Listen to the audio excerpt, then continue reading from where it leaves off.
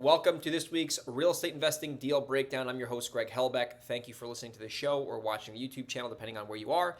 And today I'm going to talk about 122 Sam's Point in Pine Bush, New York. I'm going to tell you how we found the deal and what the numbers looked like. So you're in the right place if you want to learn how to wholesale houses in New York or in any state. Quite frankly, I've done business all over the country. So before I get started, if you're not familiar with me, I've done well over 155 flips and wholesales, etc. I own rental properties. I became a millionaire through real estate investing.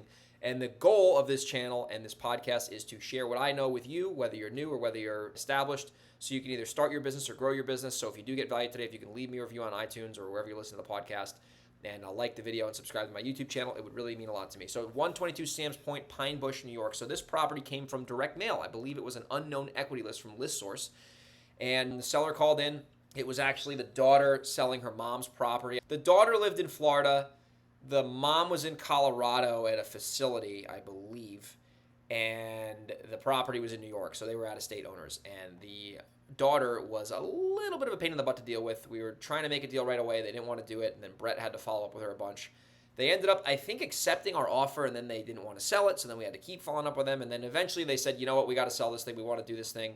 It was a rental. The tenants left. They beat the crap out of the property. The property management kind of put their hands in the air. And they called us, and this house was vacant. It needed a bunch of work. They had a reason for selling. They didn't no longer needed it, and it wasn't making them any money.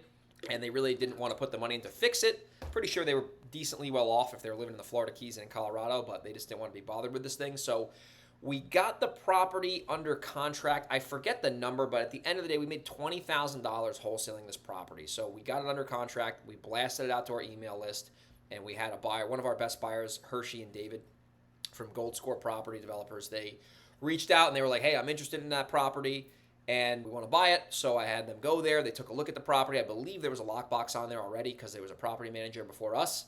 And they said, we'll do the deal. We'll give you your price. And we either double closed it or assigned it, but we ended up making $20,000 on this deal. And it all worked out. There was a title issue. There was some other kind of drama that happened while we were in contract, but we ended up getting it done. I think the seller had to hold off for a while to sell it because I think it was in a trust or something like that. So we had to delay the sale for a little bit, but it ended up working out. We ended up closing and getting paid. So what are some lessons that you can take from this that you can apply in your business, whether it's established or whether you're new? Number one, I've made this lesson before and I'll make it again. Follow up is where the money is, right? Most sellers are not going to sell you a property right off the bat. Sure, you'll get it if you do enough marketing, but most sellers, you're going to have to follow up with them at least 5 times, if not longer, sometimes 5 months, sometimes 5 years. Ask me how I know. And that's where the money is made. It's in follow-up. The fortune is in the follow-up. Persistence breaks resistance when it comes to working with sellers. So that's lesson number 1. Final lesson number 2.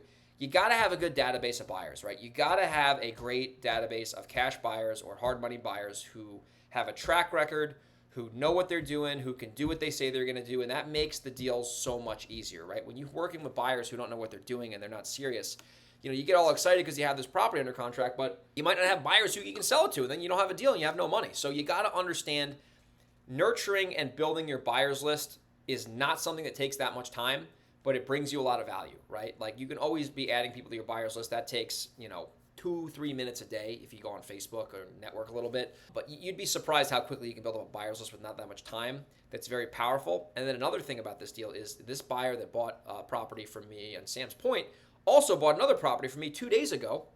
And you can do repeat business with your buyers. And, you can develop a relationship with them where sometimes you may not want to email it out. You just say, you know what, hey, I got this property. I haven't emailed it out yet. If you can do this price, I'll sell it to you. No questions asked. And it makes the dispo process a lot easier. So hopefully you got value from this video. If you did, please like the video on YouTube, subscribe to my podcast if you're listening on the audio version. And if you got a deal you want to do with me, whether you want to JV it together or if you're a wholesaler and you want to just sell me the deal outright, I'm a buyer, and it's in New York, Delaware, or San Diego, send me an email, greg@velocityhousebuyers.com, or an Instagram direct message at grego_37. I'll see you on the next REI Weekly Deal Breakdown. Thanks for listening or watching. Take care.